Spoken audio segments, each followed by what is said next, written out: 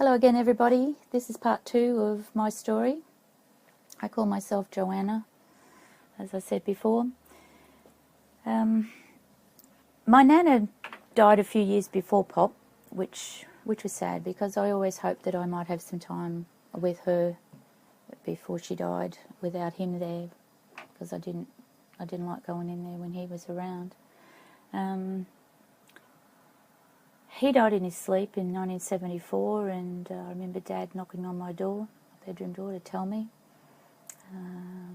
I didn't believe it first. I actually went into the room to make sure he was dead. Then, of course, I had to go through the funeral, or the witness version, which is the memorial service. At that stage, witnesses still had the coffin at the Kingdom Hall for the memorial service, and thankfully this time Mum didn't have an open coffin, which she'd had for Nana's memorial service, I remember, and that was a bit creepy. To see her lying there in one of my 90s that Mum had asked me for to clothe her in for the for the service, and so Pop's at least was a closed casket, but I just found that really difficult. I didn't want to go, with good reason. But I went along because Mum said, as she said many times, "Oh, what would people think?" It was awful. I was crying because really I was relieved. I was relieved he was gone, but these people would come up to me and see me crying, say, "Oh, poor Joanna, she's lost her grandfather," and that made me worse. So I took off downstairs to where the toilets were, and I just hid out there until the crowds had gone.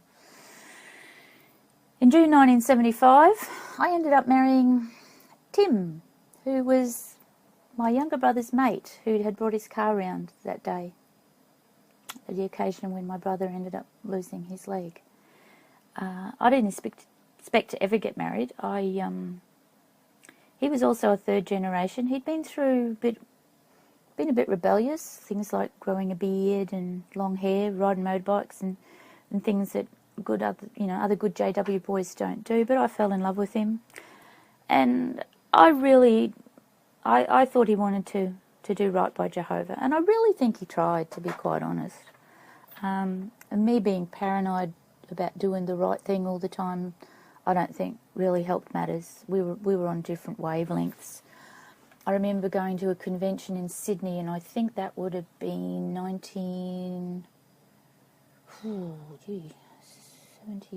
78?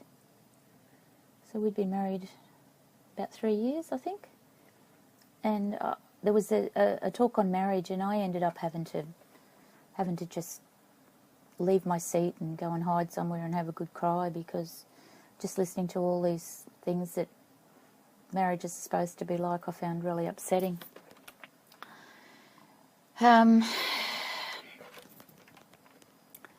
We had made a pact when we got married that we would not have children. Like I said, I didn't even expect to get married, let alone have kids, and so we made this pact, and that's the way I thought it was going to be. And after all, it was 1975, and I didn't know if we would even celebrate our first wedding anniversary, because Armageddon was coming. And we lived in a one-bedroom unit, and I thought that's where we'd be the rest of whatever time was left. At one stage, though, he got some money that was settlement for a motorbike, an accident that he'd been in. He'd been knocked off his motorbike by a bus, and so he got a little bit of money in settlement of that, and through that we were able to buy a block of land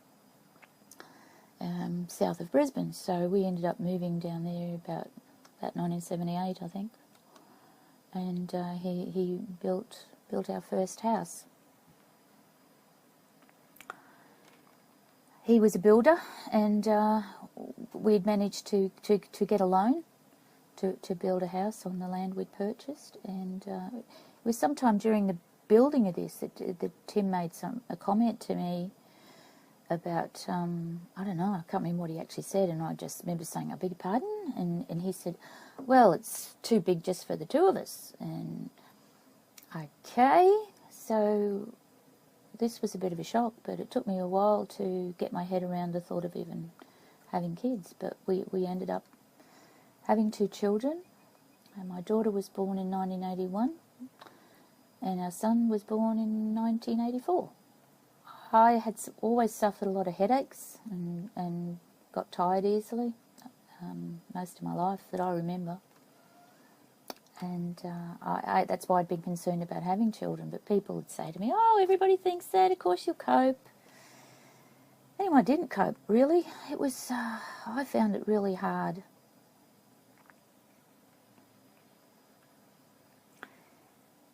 When my daughter was 1 year old, my parents sold up where they lived in the family home.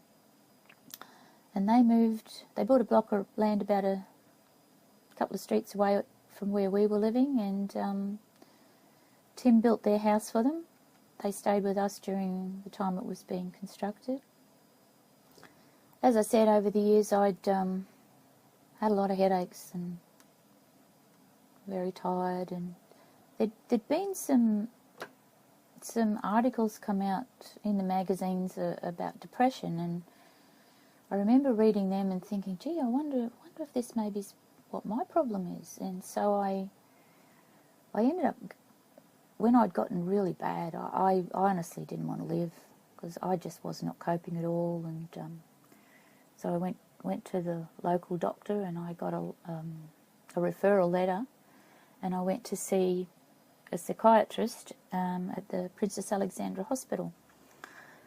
For a while there, I used to drive up there every Friday, and I honestly don't even remember the trip, but somehow we got through it safely. And after I sort of spilled out how I was feeling and that to her, she pretty much said, oh, sounds like atypical depression or whatever, and she prescribed some antidepressants for me. And I started to take them. It took a few weeks, probably about 6 weeks, I think that's the usual, before any change at all. So in the meantime, it was even before I saw the psychiatrist, I think I was taking L-tryptophan to try and cope a bit better.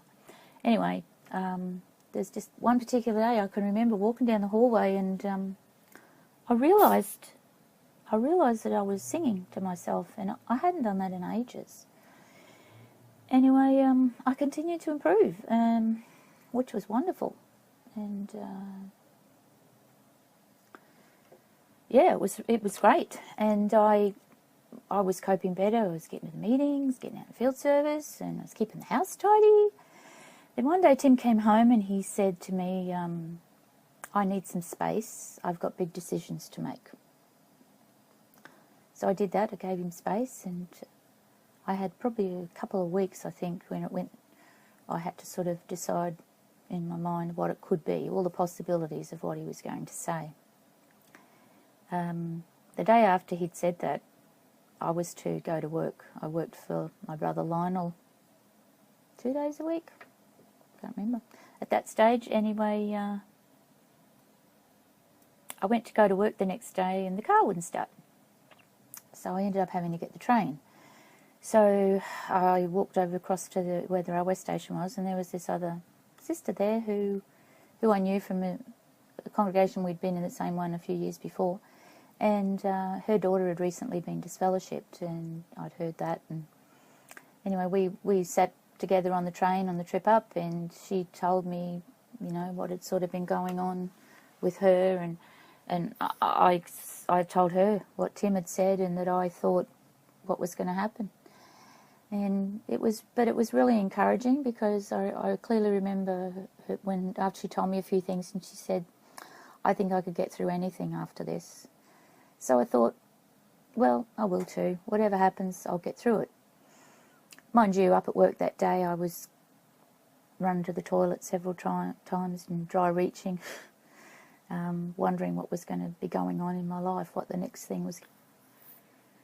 Finally, one night, Tim asked, could we talk, and told me what I had expected, that he was leaving me, and he was leaving the truth.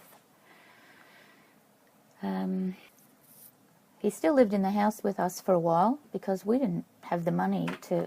He worked in the Gold Coast, so he wanted to move down there, but we didn't have any money. But it got so difficult being in the same house and the situation being what it was that my dad ended up lending him money to cover a bond for a unit and the rent, whatever money you got to put up straight up.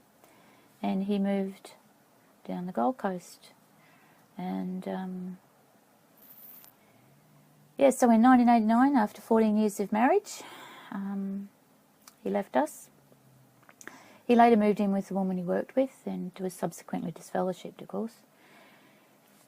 I had to be honest, in some ways for me it was a relief because I never felt good enough.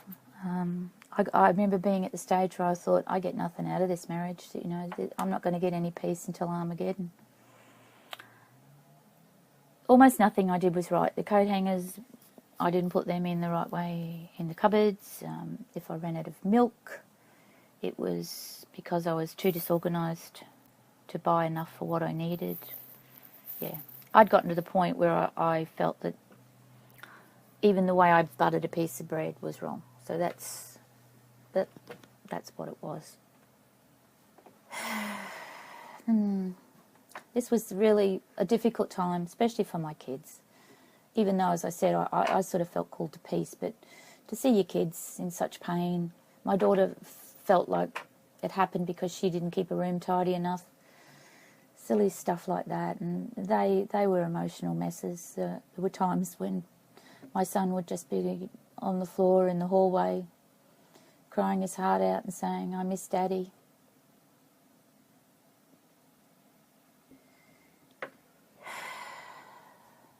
Anyway, we got divorced, had a financial settlement, and with my share of what I got out of that, I was able, along with a housing loan from the Housing Commission that was available at the time. It was great. I was able to buy a little house not far from where we'd lived, so that at least the kids' routine wasn't too different from what it had been before. I thought that might help.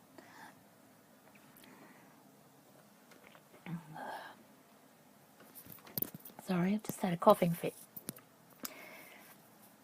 As things gradually began to settle, the JW life continued, book study, etc. In those days, the book study was held in my parents' home, and it was quite funny. I used to laugh because Mum acted what I used to call like a co-conductor of the study. I think because of her many years in the organisation, she probably got away with a lot of things that other people wouldn't have. Because they were in the same congregation as us, there was always that obligatory phone call or whatever, that if you weren't going to make it to the meeting, I would better ring them and tell them that we're not going to be there and why. And that was a pain. I mean, I was in my 40s, and felt like I was still technically having to report to my parents if I wasn't going to be at a meeting. But I knew if I didn't, I'd get a phone call. Anyway.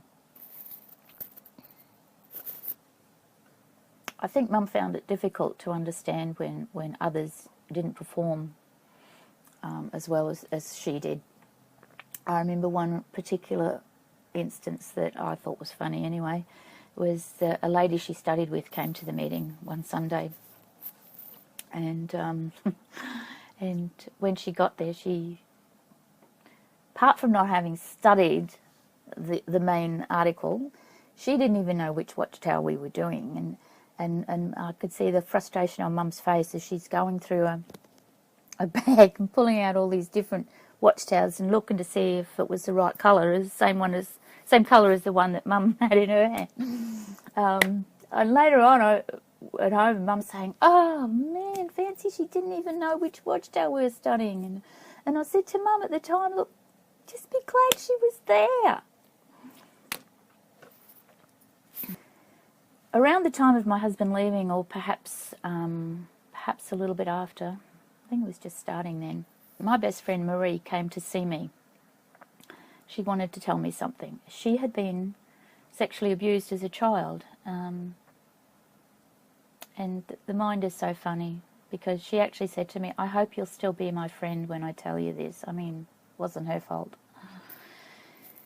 Anyway, because of what she was going through, and I wanted to support her and help her as much as I could, I looked up all the articles that I could find that had been published by the Society on sexual abuse, child molestation. Next part, I really need to read from my computer, I'm sorry, but these were some journal notes that I'd written a couple of years before she told me that. This is dated 14th of March 92, and I've got, today the kids have been with Tim to the zoo. I slept half the day away despite many good intentions to catch up on housework, sewing, etc. I still feel like I'm going crazy. I might not be still here were it not for Jehovah and my kids. That's all that keeps me trying to keep going. I have so many mixed feelings. I cry a lot off and on throughout the day. I feel very alienated from my kids, which I hate to do to them, but I can't help it. I feel alienated from people in general. I'm finding it so difficult to get to meetings, and I hate that feeling I'm letting Jehovah down. I'd love to be able to get away somewhere on my own for a while, to think, sleep, not have any responsibilities. Dream on. This latest nightmare, depression again, started when I cut down on my medication gradually because I thought it was going against me. I had been feeling so great, it was unbelievable. Never felt so good in my whole life. Then went downhill, but improved when I went off the medication. Didn't last long. School holidays came, okay for the first week or two, then I just got worse. Never thought I'd ever feel that bad again. Tired, irritable, not coping with the kids. Asked myself and Jehovah, why? Decided I'd go back over all the depression articles again and see what I might pick up.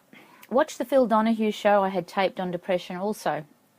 Noted that sexual abuse referred to many times in relation to depression. Got to thinking. Some time ago in conversation with Marie and Paul, the suggestion was made in connection with Pop and how intense my feelings towards him were. How I couldn't stand the thought of him going through my room when I was at the meeting, so Dad put a lock on my bedroom door, as I told you about before. The idea, of course, was just too far-fetched, so I dismissed it. But here I was again thinking about the possibility. For some reason, I then dug out all the articles I could find on child molesting, child sexual abuse, etc. I'd always been able to relate to the feelings these victims described, but hadn't thought more about it. I'd read all these articles a couple of years ago when Marie told me her past, so I'd be well informed as to how I could help her. Now I was reading them in a new light. So much fitted me it wasn't funny. One article had a box on what to look for should the worst have happened. One thing was extreme withdrawal, and I thought about how many times I'd been told how extremely shy I was as a child, how I'd spent most of my time at home in my room. I asked Mum, I spent a lot of time in my room, didn't I?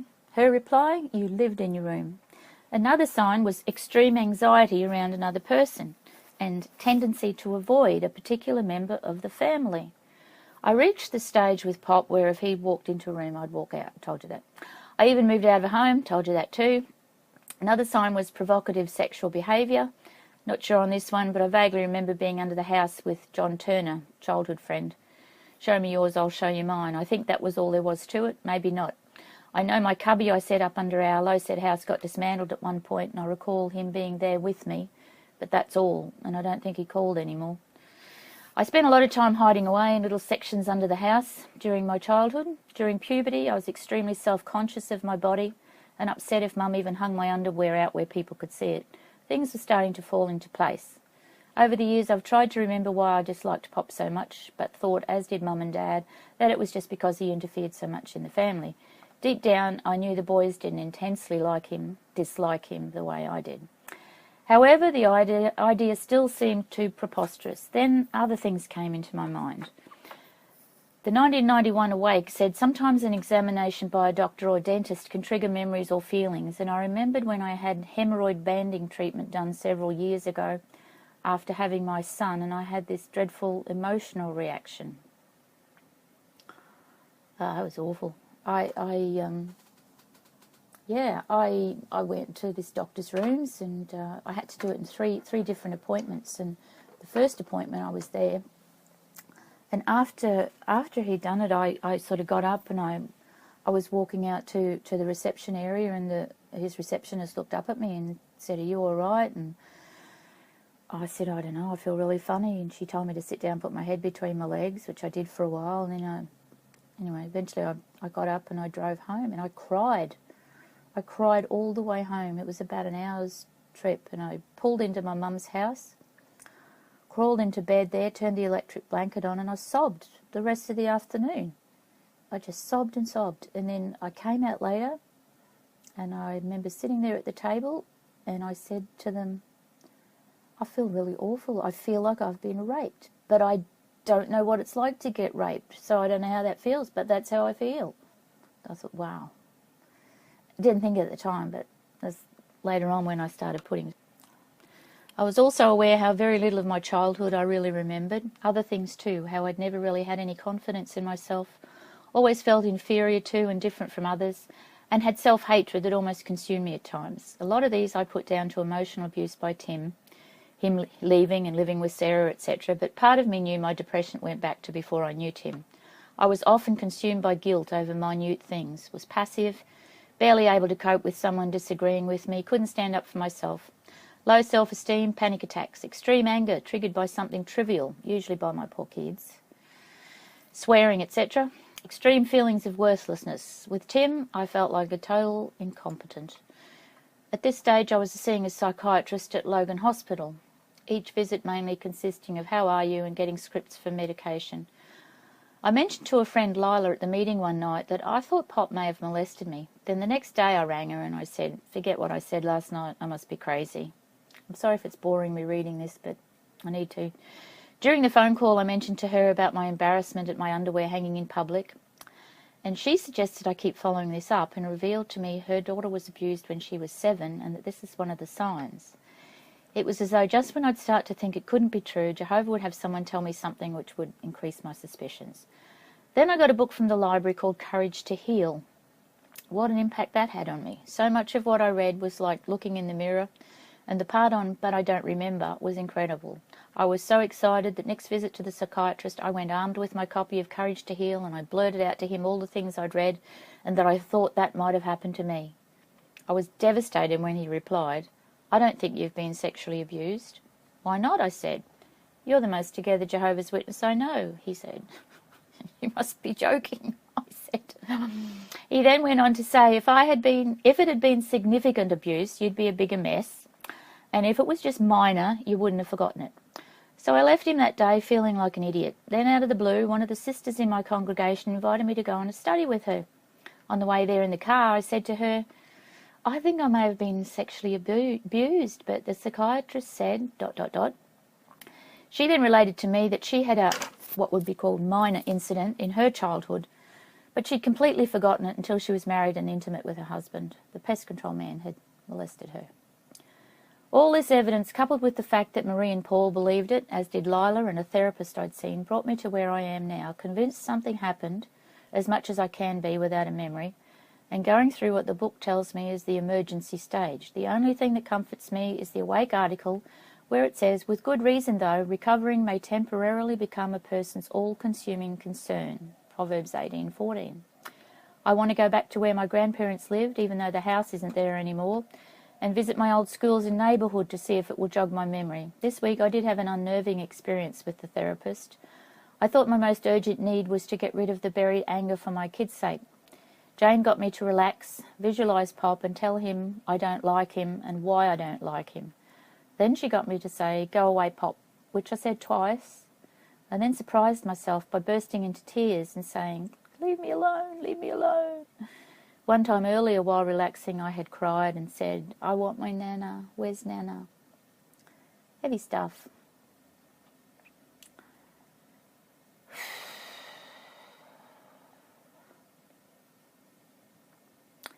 The 30th of May 92. When doing relaxation over the last few weeks, I've again said, I want my Nana, where's Nana? And I don't like you touching me, you're hurting me. I've been going to a support group for about 5 or 6 weeks now. It's amazing how I fit in with the feelings, etc., even though no memories. Last week visited my old schools where my grandparents lived, etc., and a week before that talked to an old neighbour. No memories though. When relaxing last weekend, after saying go away Pop, etc., I started to say, why doesn't she believe me? And then I cried a lot and said, why don't you believe me, Mummy? I'm telling the truth. Please believe me, Mummy. So it would seem that in some way I did try to tell Mum, but she didn't get the message. Feeling frustrated because I can't remember anything. Would just like to know for sure what happened. A couple of days ago, when reading a survivor's story about how someone forced oral sex onto her, I started to cry and said, no, please, not in my mouth, a few times. I have an unsettling feeling that this happened to me and is possibly where my eating problems began. I read earlier in a book that after an experience like this, no wonder a child is hesitant to put anything different in its mouth. What next? I've been down to a single 25-gram antidepressant for a week or so now and taking phosphorus tablets I got from the naturopath. Several people have said to me in a short time, get off the antidepressants, so I thought there may be a message in that. So, the plot thickened. A little while after that, when I started, as I said, I'd been starting to put two and two together, my dad was around at my place working on my car, and I went outside. He had the bonnet up and was doing something to the motor, and I don't know why, I don't think I planned to, but anyway, I stood there and I said to him, I think Pop might have sexually abused me. And my father didn't even look up. He just kept his head where it was, and all he said was, oh, you might be onto something there, which I thought at the time, gee, that's a funny sort of reaction. But anyway, a little while later when I was round at Mum's, and she said to me, she said, I've been thinking, you know, I think maybe a lot of your problems might go back to Pop. And I said, oh, funny you should say that. I said, because I think he might have sexually abused me. Now, I can't remember whether she had much reaction. I just can't remember, and I didn't write it in my journal.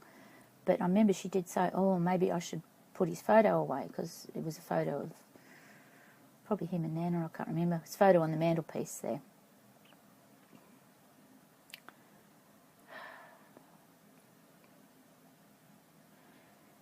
A while later, and again when I was round at Mum's, I said I was beginning to remember, but I didn't want to talk about it.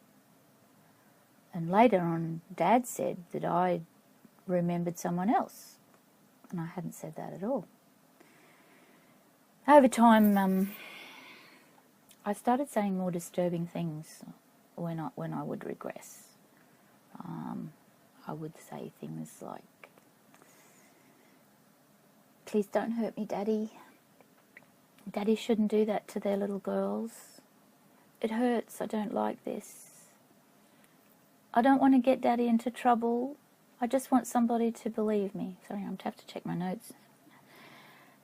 And when I was in the bath, I'd be relaxing in the bath and I would regress and I'd say, please don't come in here, Daddy. And then I said, I promise I won't tell Daddy. And then the next one, which was, I actually said, I'm sorry, Mummy, I made it up. So from these things, it would seem that when I did try to tell my mum, I don't know, the reaction I got must have been pretty bad, and I obviously turned around and took back what I'd said to keep the peace.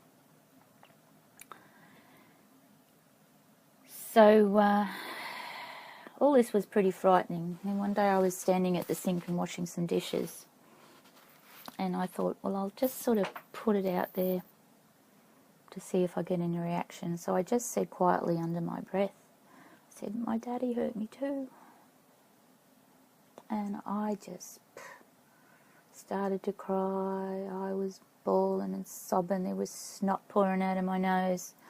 I went up to a picture on the wall I had of my parents, and I just looked at them and said, why? Why?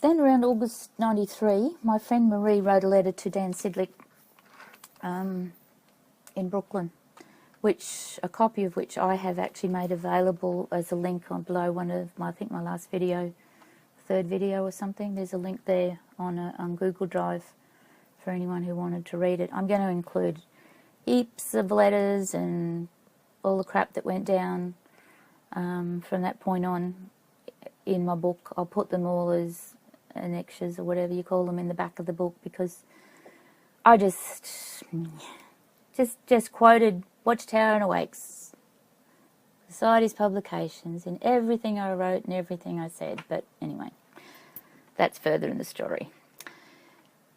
So Marie wrote this letter to Dan Sidlick, and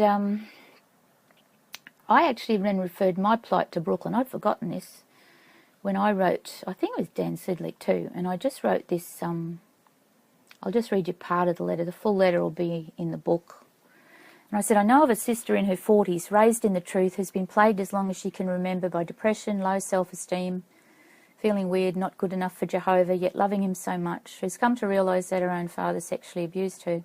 Her father's an elder and has been since the elder arrangement began. The emotional crisis she's going through cannot be described. What does she do? Go to the elders when her problem relates to a fellow elder? If she tells, she runs the risk of her aged mother dropping dead from a heart attack and the rest of her family labelling her as crazy, which is precisely what happened to another sister I know who confronted her father, also an elder. And then I went on and I said, oh, you know, what do you do? What if he's a threat to her own children, nieces and nephews? Does she keep quiet and allow more lives to be ruined? Does she have to carry that on her conscience as well? This is a criminal act being covered up, blah, blah, blah. Anyway, before I got a reply from Brooklyn, I continued to consider and pray over the situation, and I decided I didn't need to say anything to anybody. I was just so relieved to finally understand so much about myself. So I decided I'd just have my say in my heart, as it says in Proverbs, I think it is. Yeah. Because I didn't really have proof. It just, not what you'd call courtroom proof anyway. So what I did was decide, I'll just continue with my healing as best that I can. Then this Awake came out, who was it? October 8, 93 Awake came out on Protect Your Children. And that had a portion in there that said 30 molesters between them had molested 2,099 children. Now that shook me up. And I remember I'm saying, oh no, please Jehovah, please tell me I don't have to say anything about this. But as I prayed more about it, I really felt Jehovah saying that I needed to.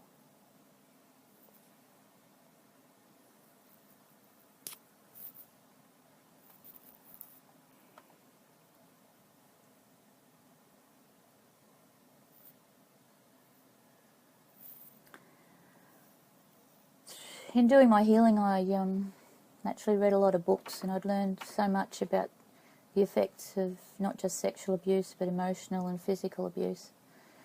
And so I rang my brother Lionel at first, and I asked to meet with him, which I did. We had lunch together one day, and I wrote a letter, and I read it out to him. I won't read it out here, it'll be in my book. Basically saying how I did tell him I believed I'd been sexually abused as a child, but I didn't mention any people or who. But I talked about emotional abuse and how I felt we kids had really gone through that. It wasn't an indictment on my parents. It was part of the era as well. But I sort of was trying to re-establish some sort of relationship with him, because when my husband moved out, he pretty much blamed me for it, and I hadn't had much to do with him. Anyway, I thought that went pretty well, and so then I spoke to Fred, my other brother, and I think a little bit to his wife. And then one day I asked my two brothers to meet me, and we met at a local spot, and I took with me all these excerpts from articles that I had collected, which I thought were wonderful, and they were. And as tactful as I could, I guess, I told them that I thought there was, somehow my father was involved in some sort of sexual abuse with me. I told him I didn't want to talk to him because I really didn't have any proof, but after that awake had come out, I felt a responsibility towards them. Because I thought, well, if I don't tell them, and then that something has happened, and they find out down the track, and then find out I knew all along and I didn't say, it's catch-22 stuff.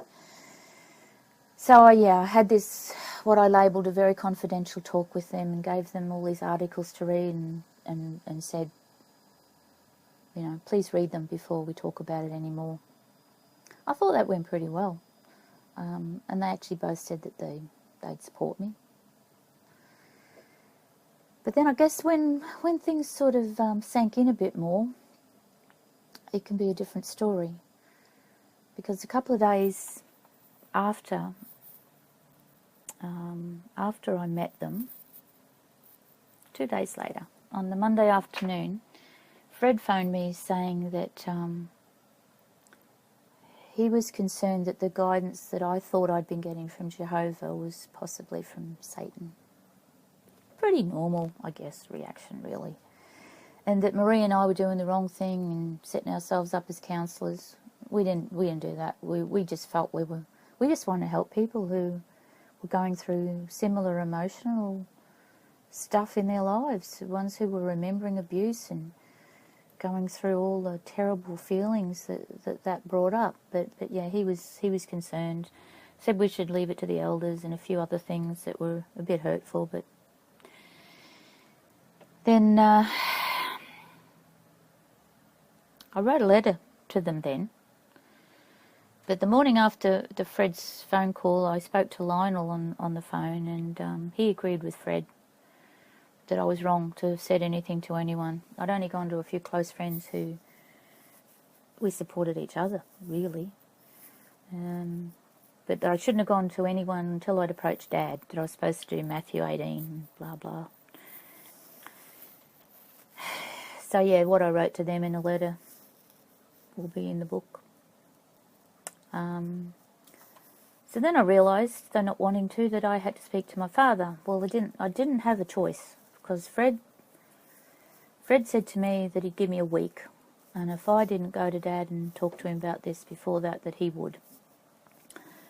So I very carefully prepared what I was going to say to him, and just stating the things that I'd said when I was relaxing in the bath, and I was pretty much just going to say, if you've got any recollection of anything that might have happened that caused me to say these things, please tell me, because I want to know the truth.